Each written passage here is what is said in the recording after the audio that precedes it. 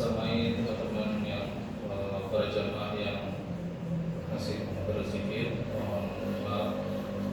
Kita teruskan pembacaan terjemah hadis Sahih Bukhari yang nomor 2. Aisyah radhiyallahu anha mengatakan bahwa Haris bin Hisam radhiyallahu anhu bertanya kepada Rasulullah sallallahu alaihi wasallam, "Wahai Rasulullah, bagaimana datangnya wahyu kepada engkau?" Rasulullah sallallahu alaihi wasallam menjawab, "Kadang-kadang wahyu itu datang kepadaku bagaikan gemerincingnya lonceng, dan itulah yang paling berat atasku. Lalu terputus padaku dan saya telah hafal darinya tentang apa yang dikatakannya."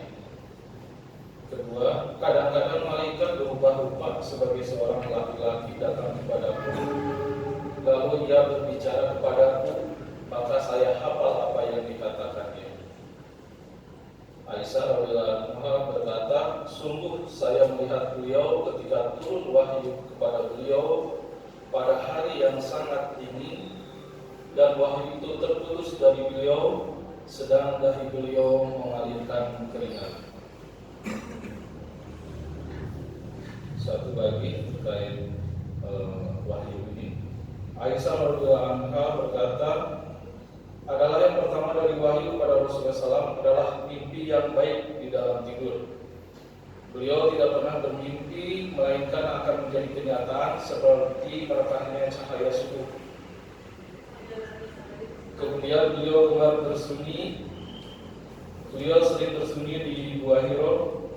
Beliau beribadah di sana, yaitu beribadah beberapa malam sebelum rindu kepada keluarga beliau dan mengambil bekal untuk itu. Kemudian beliau pulang kepada Khadijah. Beliau mengambil bekal seperti biasanya, sehingga datanglah kepadanya kebenaran. Ketika beliau ada di Gua Hiro itu, datanglah malaikat seraya berkata, "Bacalah." Maka beliau berkata, "Sungguh saya tidak dapat membaca." Ia mengambil dan mendekap saya sehingga saya lelah. Kemudian ia melepaskan saya, lalu ia berkata, "Bacalah." Maka saya berkata, "Sungguh saya tidak dapat membaca." Lalu ia mengambil dan mendekap saya untuk kedua kalinya.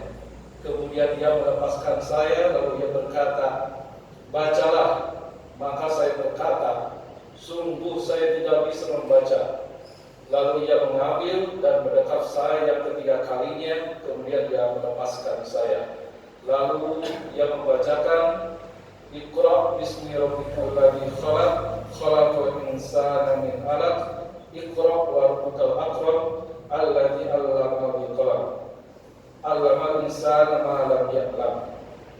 Bacalah dengan menyebut nama Tuhan yang menciptakan. Dia telah menciptakan manusia dari sumbu darah. Bacalah, dan Tuhanlah yang paling pemurah, yang mengajar manusia dengan perantaraan kalam, yang mengajarkan kepada manusia apa yang tidak diketahuinya.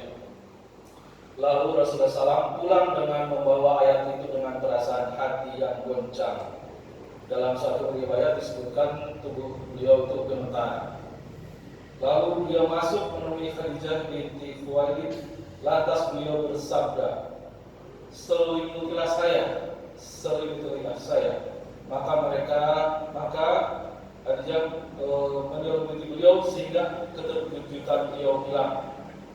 Beliau bersabda dan menceritakan kisah itu kepada Khadijah, "Sungguh saya takut atas diriku." Lalu Khadijah berkata kepada beliau, "Jangan takut, bergembiralah. Maka demi Allah, Allah tidak akan menyusahkan engkau selamanya. Maka demi Allah, sesungguhnya engkau suka menyambung persaudaraan dan berkata benar, menanggung beban dan berusaha membantu orang yang tidak punya, memuliakan tamu dan menolong penegak kebenaran." Kemudian Khadijah membawa beliau pergi kepada Waraqah bin Naufal bin Asad bin Abu Duza, anak paman Khadijah. Ia, Waraqah, adalah seorang yang memeluk agama Nasrani pada zaman jahiliyah. Ia dapat menulis tulisan Ibrani dan menulis Injil dengan bahasa Ibrani. Kitab dalam satu riwayat, kitabnya berbahasa Arab dan dia menulis Injil juga dengan bahasa Arab. Dia seorang yang sangat tua dan tunanetra.